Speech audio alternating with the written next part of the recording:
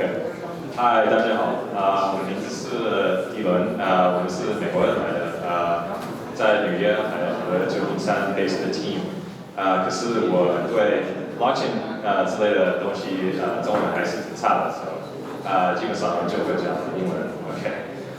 So we're here to talk about Edgeware. So Edgeware is a chain built on Substrate. As Gavin and Ryan mentioned before, we're essentially focused on governance. And so we're still in the early stages of blockchain-based governance. So there's a few systems out there for layer 1 governance, EOS, Ethereum, Bitcoin, you name it, Tezos. They all have their kind of brand of governance. But the core problem is that they still have to be relatively conservative with any changes that they make, right? Because they're already deployed, they have a lot of value, upwards of $1 billion on their networks, and so any changes has to be really well thought out, has to be tested, and has to be used in a setting where a lot of people are already working on the network. So that's where Edgeware comes in. And so where Edgeware is a place where it's an experimental chain built on Substrate, where you can actually play around with the incentives and governance structures because of the experimental nature. It's not a testnet with a token that doesn't trade, but it's not yet a production chain like Ethereum. So it's right in the middle. And so Edgeware has a few core features. So it's built on parity substrate. It's a testnet with real incentives. And because we're built on substrate, we right out of the box essentially get WASM smart contract runtime. And that's really exciting. And so basically with governance mechanisms that we use, we have a thing that can essentially, a DAO-based mechanism that can improve itself over time. And we have a novel token distribution mechanism called a lockjaw, which I'll talk about in the future. And so for Edgeware specifically, we don't just want governance experimenters, we actually want all network participants because it actually is a smart contract chain itself. So we want validators to participate in the ecosystem so they can actually participate, earn tokens for participating in governance.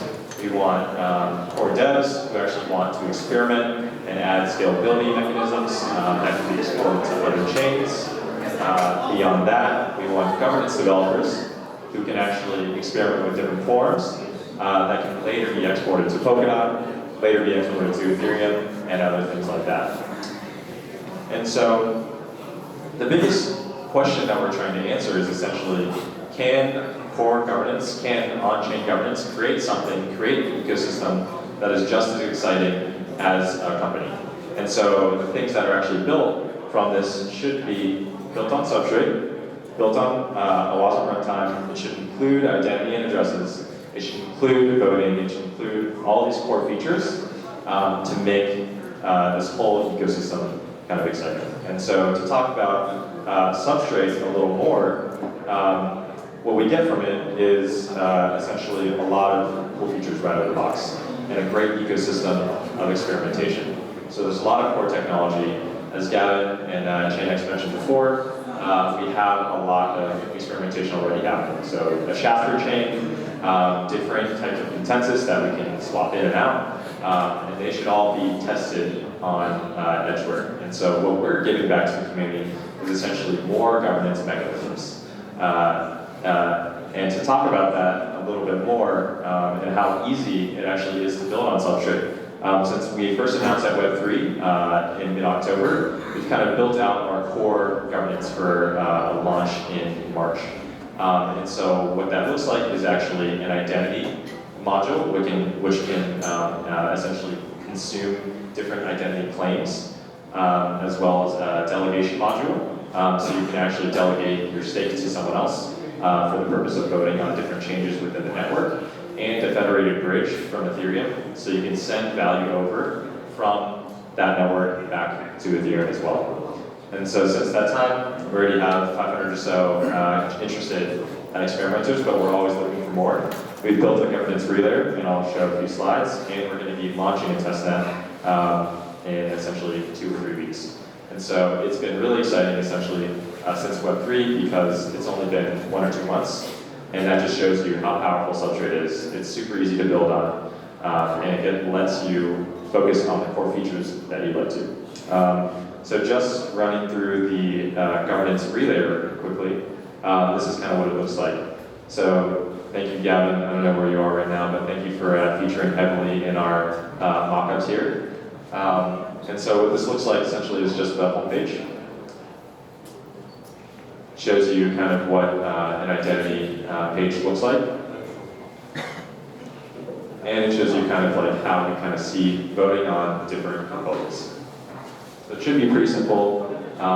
We see a lot of kind of governance implementations, governance relays be a little bit too fully featured. And so we wanted to strip away everything and make things super, super simple. And so all the changes that happen on Edgeware are funded by this DAO. And DAO is funded itself by block rewards.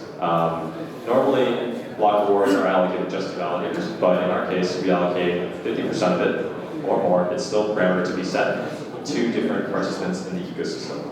It's for the validators, it's for the node operators, it's for developers, it's for governance experimenters, and it should work like a DAO where anyone can participate, anyone can vote, and anyone can be funded. But to initially see this ecosystem of participants, we need to actually have a fair token distribution. And so that's kind of where this lock drop comes in. And so we're giving away 90% of tokens to the community right at the beginning of the launch. Anyone can time lock their Ethereum for up as short as 3 months, 6 months, a year, 2 years, and they'll get a corresponding discount on the amount of edge that they actually receive. They'll also get their Ethereum back, obviously. But we want kind of anyone to participate in this process because it really takes an active community to build a new chain, to build kind of the features that we want, to build towards the Web3 vision that Ryan had talked about earlier. And to work towards that vision, we're doing this lock drop in early 2019 at the end of Q1. So our roadmap essentially is testnet 1 at the end of this month, testnet 2 at the end of January, and executing a lock drop right after that. And so I don't have my wait sheet up here, but you can talk to me right afterwards. You can get updates at Edgeware, or you can get in touch with us at founders@helmwell.im, or follow us on Twitter if it's allowed. It's allowed now? Okay, cool. Yeah, that's it for now. And I guess there's pizza right now.